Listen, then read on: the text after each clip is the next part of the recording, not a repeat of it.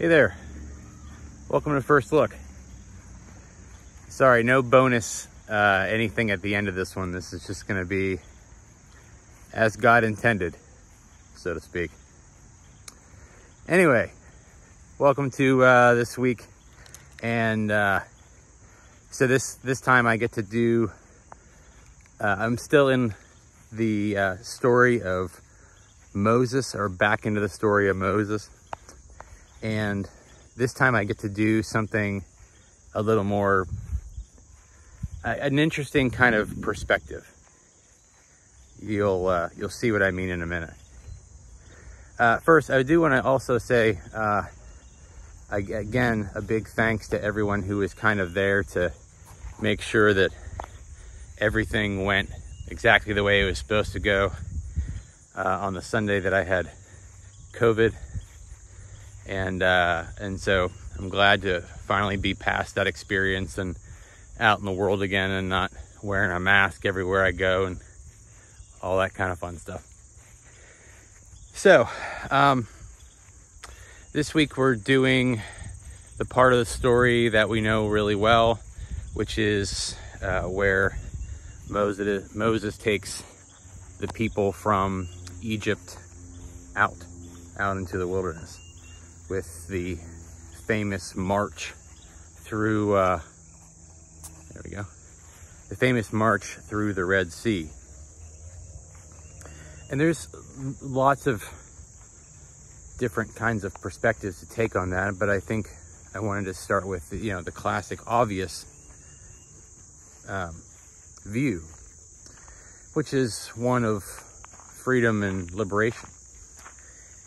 And we compare Jesus to Moses, or Moses gets compared to Jesus, or Jesus, whatever.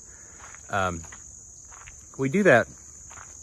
I think this element of Moses' demeanor or character, I guess you could say, is probably the base of that. I mean, at the core of how we see Moses and Jesus relating to each other would certainly have to be in this this emancipating kind of viewpoint. You see Moses, I think, as certainly reluctant, not knowing if he has the character to do that. We talked about over the last week or two the places where Moses was very aware of his flaws and aware of his past, and I think that kind of humility and outsider feeling, some of that translates into who we know Jesus to be, which I think is interesting for very different reasons and in a very different context. But Moses becomes one of the examples. He's not the first example, certainly. Probably goes all the way back to, Eve, really, if you think about it. God using people that we wouldn't expect for extraordinary purposes. And so, we go from, Eve and all of her, shortcomings to becoming the mother of humanity. You have Abraham, this very, very old person starting a family that becomes the father of nations. Jacob, who, has all of this in his past, wrestling with God, and then becomes, the sort of the father of the nation of Israel. And so that tradition, that idea of God taking those who we wouldn't expect and putting them into extraordinary places is a constant, consistent theme. And of course, Jesus follows that same model. Jesus is not someone that we would expect. He's not the Messiah that anyone expected. All those things that you've heard me preach about in different types of ways. And so Moses being this character type, is then leading the people out of Egypt in a way that you wouldn't expect, via a route that no one would have guessed. And and so I think that we do our best to identify with that. We put ourselves in the shoes of Moses, or the sandals of Moses, trying to understand what it means to conjure up that kind of bravery, to live into that kind of vocation, to speak up whenever the world is sort of telling us to be quiet, willing to do what is necessary for the good of others. It takes a certain bravery and courage and humility and reliance on God, and all of those things are things that we look at very closely in this story. And then we also talk about it, of course, in this story, the nature of God.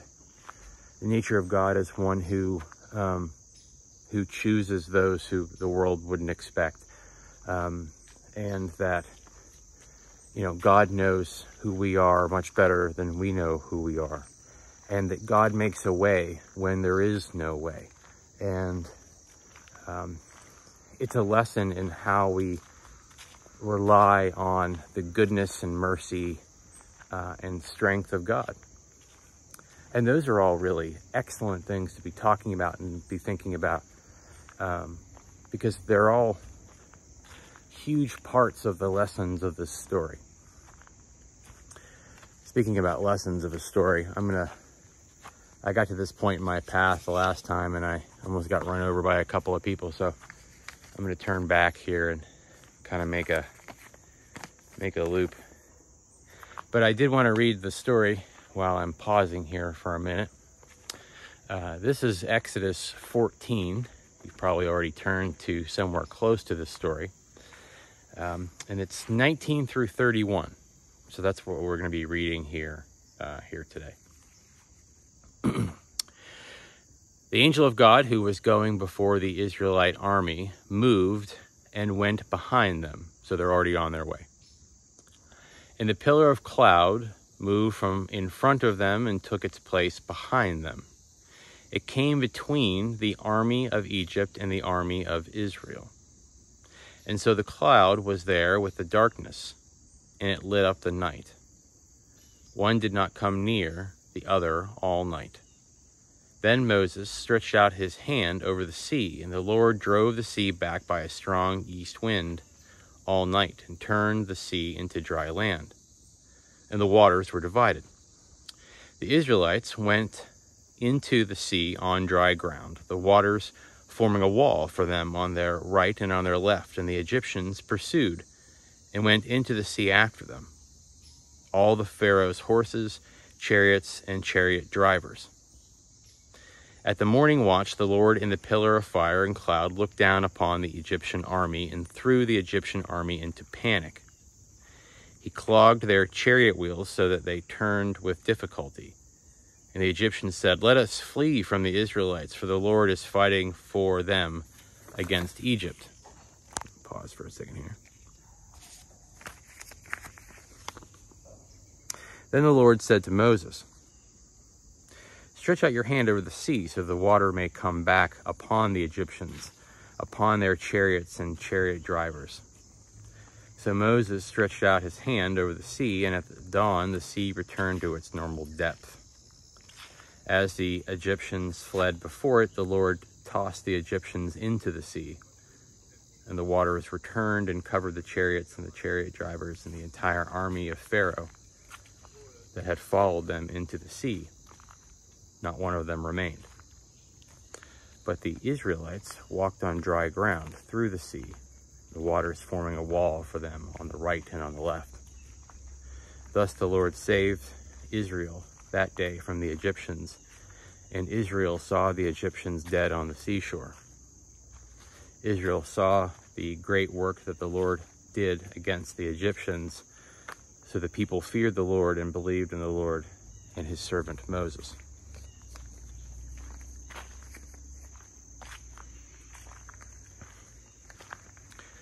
The easy part of the story, I think, first of all, I mean, I think I have seen it's old now, 10 Commandments movie, but it has been a very, very long time.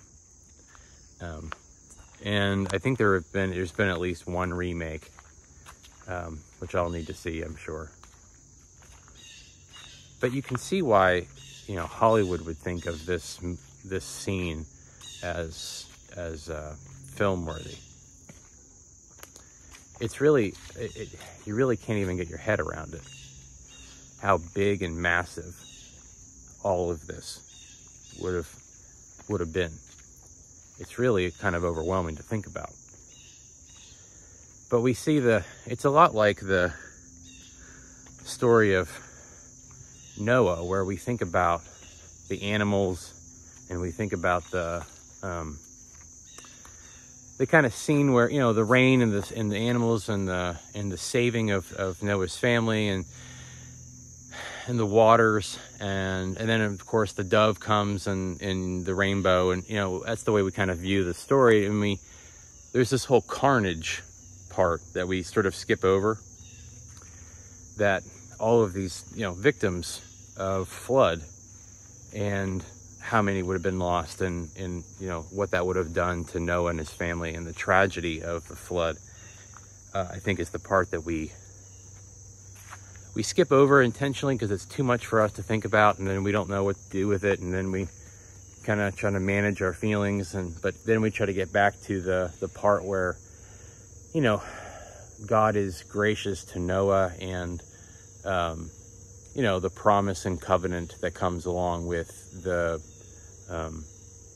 what happens afterwards. And I think we can sort of think about this story a lot in the same way, in that we view this as this sort of heroic and gracious way of God leading the people out of captivity, and it is all those things, but it's also a lot of other things. And on one side of it, it's also a story of a lot of Egyptian fathers that didn't come home that night, and a lot of families torn apart, and a lot of grief and anguish and horror as the Egyptians are dealt with by God. And that's the part I think that we shouldn't skip over, because those people are people too. And I think sometimes, the Bible, one of the faults of the ways that we interpret and read the Bible, I think, is that we make sure that we look so deeply at the people and then the humanity of the heroes. We do a deep dive into who Moses is, or Deborah is, or Ruth is, or David is, or Moses, or whoever. Like, we do a deep dive into who those people are, but then we sort of bypass and don't really worry about who soldier number 1,250 was. We don't care about him as much, because he was just following orders.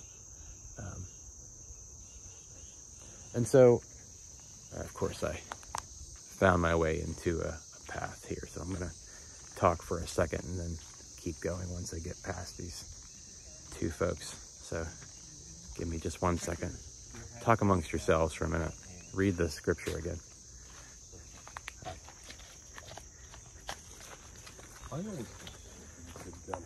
So anyway, we're back from that commercial break. I should start doing commercial breaks. I hadn't thought about that. That would be amazing. Who would be a good sponsor for this? That is a good question.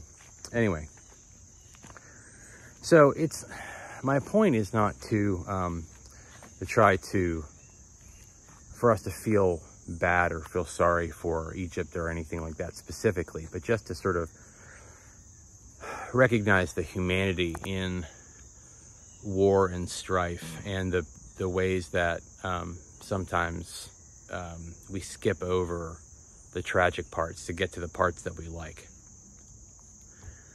The other element to this story, though, that I think I really wanted to emphasize, I'm trying to remember what I called this sermon. Oh, I think I called it, Sometimes We Drive the Chariots. I think that's what it was. And the point of the title is for us to get into a place where we don't always see ourselves as Israel. We don't always see ourselves as Moses. We don't always see ourselves as the heroes or the victims. But sometimes we have to remember when and where we are the perpetrators. When are we those who are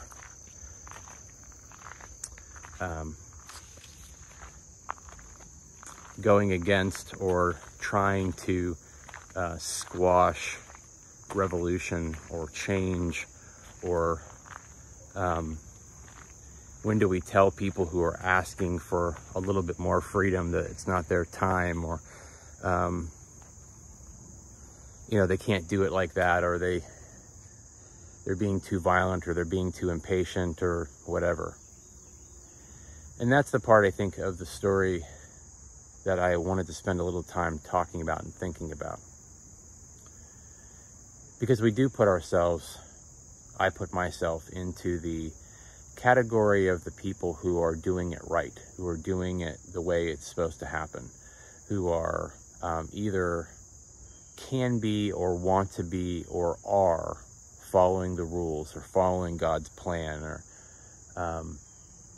making room for other people, or looking out for the little guy, or listening to the voices of those who are usually silenced. But in reality, you and I are not always those people. We are far too often the people who either ignore the voices of those who are calling for change, or who vilify the people who are calling for change, or who tell them that they're being too something. They're being too harsh, or they're not thinking about everyone's feelings, or there's some other way they're supposed to be doing it, or protesting isn't good, or what, we do all of those things. Or sometimes we just ignore it. Sometimes we see people who are actively being harmed, and we shrug our shoulders, or we assume it's the job of somebody else to handle, or whatever. There are lots of ways that gets, I guess, justified. And we do it all the time. Or we have. Christians, the church, just as a common example. The church justified, accepted, tolerated, wherever you want to say, slavery for a very, very, very long time. Didn't do anything about it, and in many cases were people who would tell you that there was a good reason for it. The curse of Ham, which is a very brief little snippet right after the story of Noah, actually, is Ham is Noah's son, and Noah curses him for seeing him naked, and something in the language of that story would say that people of a certain complexity or ethnicity were then cursed to be the people in our world who were owned or controlled by other people. You can look up the curse of Ham. It can give you a little bit more explanation, but that's the basic idea. And so the church has had, our hands are dirty when it comes to justice, the freedom of other people, the acceptance of other people, the love of other people. And of course, we can talk about the moments and the times and the ways that the church has also done a lot of good things. I'm not here to negate any of those things. I've been a part of those things just like you have. I've, been a part of food drives and done work with Habitat for Humanity and done all those things that you all have. I know what the church can be. I know what society can be. And looking at the places where we have done the wrong thing, looking at the times when we have been driving the chariots, isn't a way of negating anything that we've done that's good. The Egyptians did a lot of amazing things.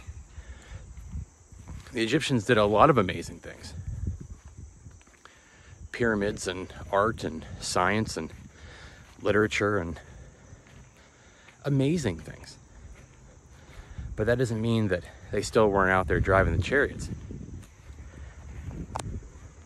And you have to be able to look at both with some level of honesty and recognize that most of the time that we aren't the heroes in absolute, and we're not the villains in absolute. And if that's true, then that means we always have something to aspire to, and we always have something to reevaluate, reimagine, do differently, do better. And that's kind of my hope for this sermon, is to be able to explore that a little bit. Because I think one of our jobs as people of faith is to recognize the places where, if the world is going to change, it isn't going to just be you and I bringing what we know or what we do well more into the world. It's also going to be spending a little bit more time understanding how we help perpetuate the problems in the world, which is why we have confession in the first place. So that's where I'm at here this week. That's what I'm thinking about. And now I'm back on the street after taking my walk, and people are looking at me, which is, I guess, fine. But anyway, I appreciate you taking this little walk with me as we try to figure out what Exodus and Moses is all about. I'm always glad to be able to do this with you. Thank you for thinking about this story from another perspective. And I'll look forward to seeing you next time for another First Look. So until then, take care.